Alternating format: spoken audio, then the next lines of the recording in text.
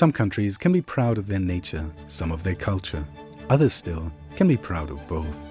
Azerbaijan, a fascinating land with 9 distinct climatic zones, rich in natural resources, and a favorable geographical position at the crossroads of East and West, is one of these.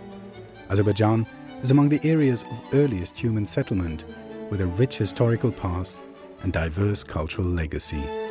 Archaeological excavations have unearthed a great number of artifacts testifying to its distant past, as do different rock drawings, architectural monuments, and examples of arts and crafts. The country also has ancient traditions of statehood. The predecessors of the modern Republic of Azerbaijan, established by the ancestors of the Azerbaijani people, each has its own share in this culture.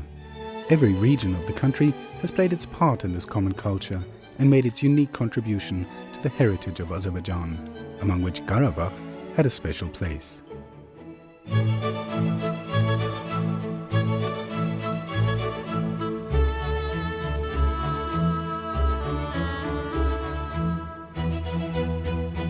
Karabakh, this ancient, mysterious, charming place, is where some of the oldest traces of human habitation were discovered.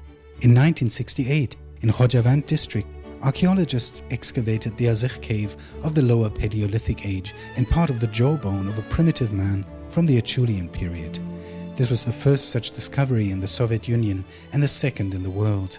The Tarlar cave, again in this district, one of the rare multi-layer caves among Mostir monuments, also contained traces of the Paleolithic age.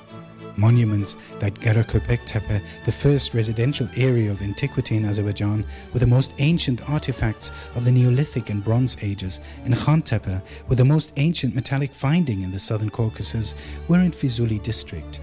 The historical roots of the Üzerlik Tepe residential area in Ardam were also in the Bronze Age, the first ancient residential area in a high mountainous place in Azerbaijan, and the drawings engraved on rocks by forging and engraving were in the Kalbajar district.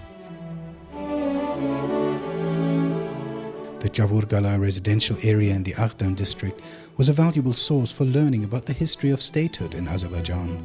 The history of a town with an area of 40 hectares found during archaeological excavations here dated back to the 3rd to the 10th centuries. This source provided researchers with sufficient information on Caucasian Albania, covering the area from the Aras River in the south to Derbent in the north, the first predecessor of the modern Republic of Azerbaijan, and on Caucasian Albanians. Karabakh region, which was part of Caucasian Albania throughout its almost 11th century existence, was rich with Albanian religious monuments, including architectural ones. The cloisters like Amaras in Khojavand, St. Eliseus in Terter, Arokhlan in Lachin warrant particular attention. The collapse of Caucasian Albania in the early 8th century and the adoption of Islam by most of its population gradually had an influence also on the examples of material culture. However, Christianity continued to remain in some places. The most attractive amongst the Christian monuments in terms of their architecture were the Khudavang and Ganjasar cloisters.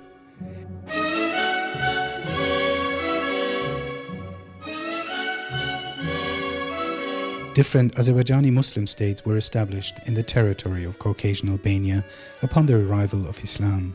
Of course, works of art that were created thereafter would contain Muslim culture. Such monuments were abundant in the Karabakh region.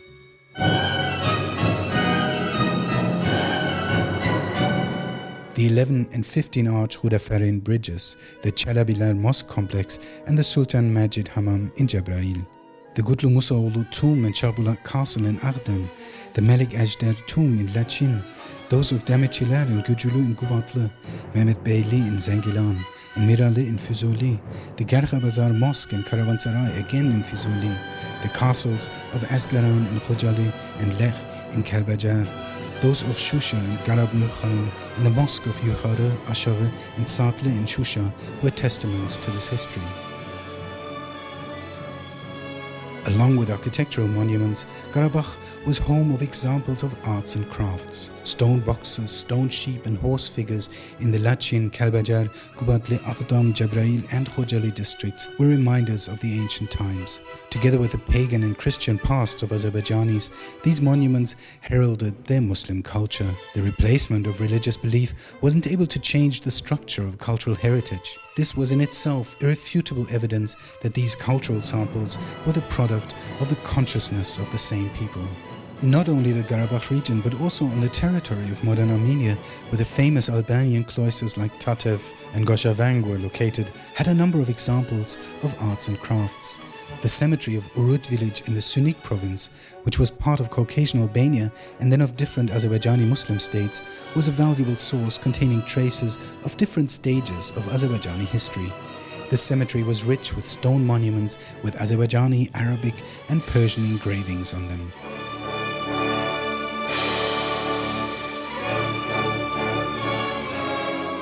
The territories of historical Azerbaijan, which are now part of Armenia, contained also tombs which were examples of Islamic architecture. The tomb of 1413 of the Azerbaijani Garagoyunlu amirs in the former Jafarabad village of modern Ararat province was particularly attractive. The monument was studied by a joint expedition of the Azerbaijani and Armenian Academies of Sciences in 1961, which revealed that the tomb was built for Amir Saad by order of Amir Pir Hussein.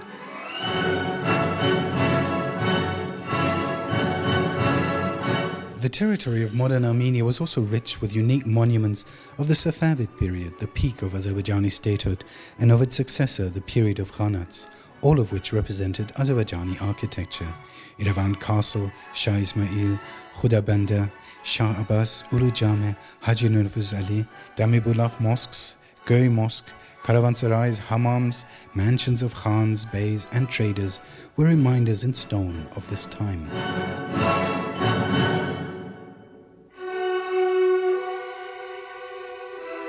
The treaties of Gülistan of 1813 and Turkmenchai of 1828 dealt an irreparable blow to Azerbaijani statehood.